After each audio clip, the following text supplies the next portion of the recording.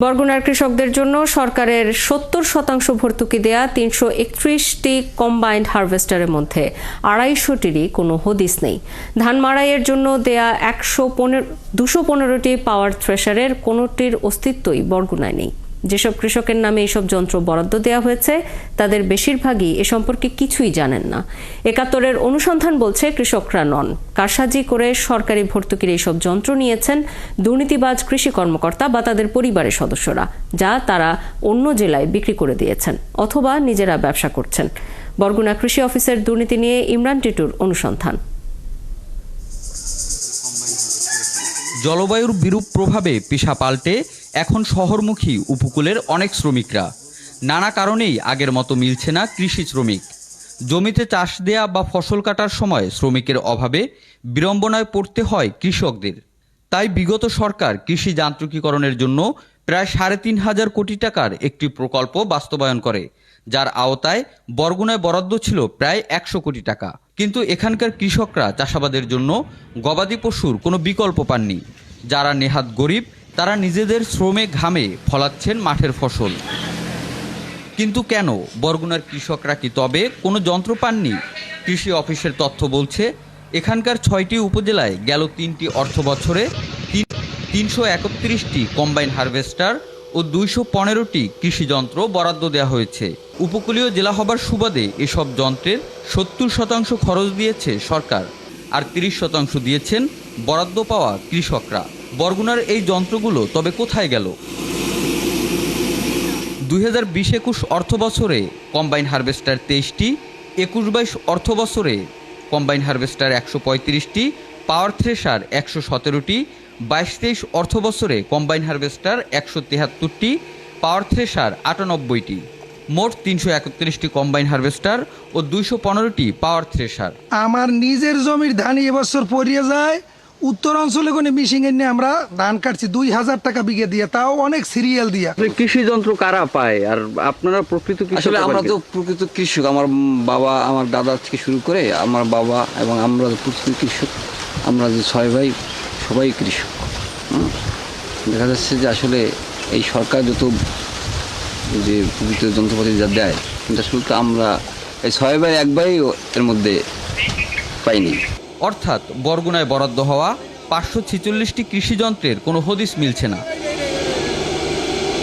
তালতলী উপজেলার বাদুরগাছার নাসির উদ্দিন কৃষি অফিসের নথি বলছে, ভাঙা এই ঘরের বাসিন্দা নাসির ৩২ লাখ টাকা মূল্যের একটি কম্বাইন হারভেস্টার পেয়েছেন।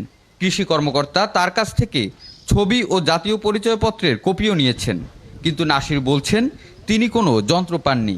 হারভেস্টার মেশিন কয় কিনি তাও মেশিন না। আমার ওই বাইর ছেলে বললে যে স্যার আপনি একটা মেশিন নেওয়াই দেন, আমার এলাকার ধান কাটলে আমি দেখা দিলাম ফ্রি। তোরা বলছি কি আমার নামকরণ করিয়া, এটা সঠিক নামকরণ করে আমার মেশিনটা উত্তর বলে বেশি চালাইছে। বরগুনা কৃষি অফিসের তথ্য বলছে আইলা পাতাকাটা ইউনিয়নের জসিমউদ্দিন একটি হারভেস্টার পেয়েছেন, কিন্তু তার অভিজ্ঞতাটাও নাসিরের মতোই। কৃষি অফিসের কর্মকর্তা মোহাম্মদ মনিরুজ্জামান ও ইলিয়াসুর রহমান তার ছবি ও পরিচয়পত্র নিয়েছেন, কিন্তু সেই যন্ত্র আর চোখে দেখেননি জসিম। আমি ওই ইলিয়াস আর ওই মনির খবর দিয়েছে গেছি, যাওয়ার পর কইছে মেশিন আইছে, মেশিনের নাম দিবি, এরপর স্বাক্ষর নেছে, ওইটা ওই নেছে, ওই ভোটার আইডি কার্ড নেছে, নিয়া আমার আর মেশিন দিয়ে নাই, মেশিন কমে নেছে, কি হচ্ছে হ্যাঁ করতে না। আব্দুস সাত্তার বরগুনা সদর ইউনিয়নের উপসহকারী কৃষি কর্মকর্তা জসিমউদ্দিনের বাবা, তিনিও বরাদ্দ পেয়েছেন। জসিমউদ্দিনের নিকটাত্মীয় বারে খাওলাদারও বরাদ্দ পেয়েছেন, তবে যন্ত্রগুলো তাদের কাছেই আছে। মেশিন কি আছে নাকি মানে বরগুনার সাথে দিয়েছেন নাকি বাইরে কোথাও? আমি সঠিক বলতে পারবো না, আমার ছেলে স্যার। আপনার ছেলের নাম কি? জসিম। কি করে? ও কৃষি অফিসার। মেশিন আছে, মেশিন চলে আছে, জসিমের তত্ত্বাবধানে আমার শুধু নামই আছে আর সব করে জসিম। একই অবস্থা আমতলী, তালতলী, পাথরঘাটা সহ গোটা জেলার। ৭১-এর অনুসন্ধানে বরাদ্দ হওয়া ৩৩১টি কম্বাইন হারভেস্টারের মধ্যে ২৫০টির কোনো অস্তিত্ব মেলেনি, আর বরাদ্দ দেয়া ২১৫টি পাওয়ার থ্রেশারের একটিরও সন্ধান মেলেনি। তালতলীর বাদুরগাছার কৃষক মনিরুজ্জামান হারুন একটি পাওয়ার টিলারের জন্য বছরের পর বছর উপজেলা কৃষি অফিসে ঘুরেও যন্ত্রটি তার ভাগ্যে জোটেনি, তাই কিস্তিতে ১,৮৭,০০০ টাকায় নিজেই কিনেছেন। সরকারিভাবে যদি পাওয়া যেত তাহলে আমি ৭০% ভর্তুকি পাইতাম, কিন্তু সেইটা আমি পাই নাই। শোরুম থেকে 1,87,000 টাকা একটা পাওয়ার টিলার ক্রয় করে নিয়ে আসছি। অথচ মনিরুজ্জামানের প্রতিবেশী সবুজ হাওলাদারের বাড়িতে দেখা গেল পাওয়ার টিলার সহ কৃষি যন্ত্রের সমাহার। স্থানীয়রা জানান, তালতলী কৃষি অফিসের দালাল হিসেবে পরিচিত সবুজ হাওলাদার, তার সাথে স্থানীয় এক কৃষকের কথোপকথনের ভিডিও পেয়েছি আমরা। ভিডিওতে সবুজ বলছেন, কোম্পানির কর্মকর্তারা কৃষি অফিসের যোগসাজশে যন্ত্রগুলো উত্তরাঞ্চলে পাচার করে 50 ভাগ ভর্তুকি দরে ফের বিক্রি করে দিয়েছেন। উত্তর অঞ্চলে 50% ভর্তুকি, আর আমার দিকে 70%, বুঝতে পারছেন? এখানে কিন্তু ওই দিকে আমার দিকে 10 টাকা, ওই দিকে 15 লাখ, 5 লাখ টাকা বেশি। তো ওদিকে ওরা কাস্টমার ঠিক করে, ওই কোম্পানি এলাকায় আমরা ঠিক করে, তোমার নামে ভর্তুকি বসাইছে, তোমার 1 লাখ টাকা দিয়ে দেয় সর্বোচ্চ। বরগুনা থেকে রাতের আধারে ট্রাকে করে কৃষিযন্ত্র চলে যাবার এই ছবি সবুজ হাওলাদারের তথ্যকেই সমর্থন করে। গেল 3 বছর ধরে এভাবেই তালতলী, আমতলী, পাথরঘাটা আর বরগুনা সদর থেকে পাচার হয়ে গেছে কৃষিযন্ত্র। কৃষি অফিসে আমরা যদি যাই কোনো কাজের জন্য, সবুজের লাগে যোগাযোগ করেন। মানে আমার মনে হয় সবুজই ওই জায়গার একটা মানে সবচেয়ে বড় বিচার আর কি। সবুজের মাধ্যম ছাড়া আর কি কোনো কিছুই হয় না। হারভেস্টার এগুলো হয়েছে, পাশ হয়েছে, আমাদের এই শারিকখালীর অনেক কৃষক সাধারণ মানুষেরা পাইছে, কিন্তু আসলে তাদের নামে কাগজেই শুধু আছে, আসলে মাঠে নাই। হাতে গোনা যে কটি যন্ত্রের অস্তিত্ব মিলেছে সেগুলো সবুজ হাওলাদারের কাছ থেকে কিনতে হয়েছে কৃষকদের। আমি সবুজের কাছ থেকে কিনছি, 1,20,000 টাকা কিনছে, ফারুক কিনছে সবুজের কাছ থেকে। গরিব কৃষকরা নন, যন্ত্র পেয়েছেন ধনীরা। যেমন বরগুনা সদরের দক্ষিণ ইটবাড়িয়া গ্রামের ফরিদ মিয়া ও তার ছেলে আকাশ পেয়েছেন 2টি সিডার ও 2টি পাওয়ার টিলার। যে কোম্পানির কাছ থেকে তারা ভর্তুকি দরে যন্ত্র পেয়েছেন, আবার তাদের কাছেই সেগুলো বিক্রি করে দিয়েছেন। আমারটা কিছুদিন চালানোর পরে একটু সমস্যা দেখেছি, যার কারণে আমি বিক্রি করে দিয়েছি, তারটাও বিক্রি করে দিয়েছে। একটি সিডার ও পাওয়ার টিলার পেয়েছেন পূর্ব কারবনিয়া এলাকার শহীদুল ইসলাম। তিনিও যন্ত্র দুটি বিক্রি করে দিয়েছেন।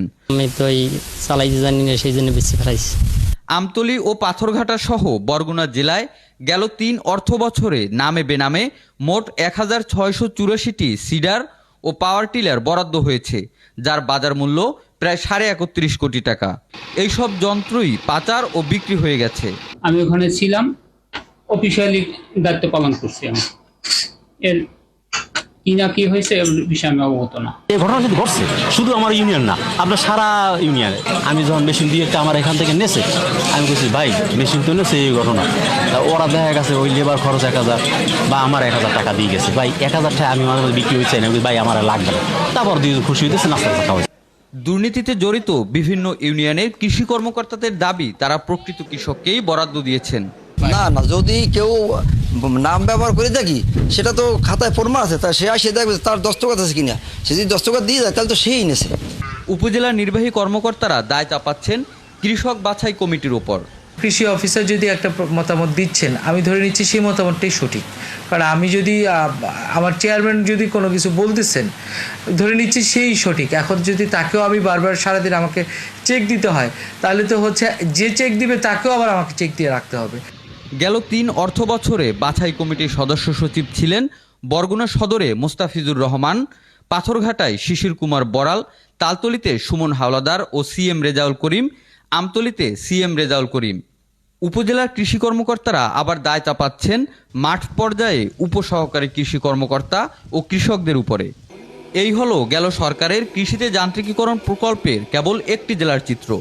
অভিযোগ আছে প্রায় প্রতিটি জেলাতেই এমন ঘটনা ঘটেছে, আর কৃষকরা মাথার ঘাম পায়ে ফেলে অতিরিক্ত দামে যন্ত্র ভাড়া করছেন, অথবা নিজেরাই কায়িক শ্রমে ধরে রাখছেন দেশবাসীর খাবারের যোগান। ইমরান টিটু, 71, বরগুনা।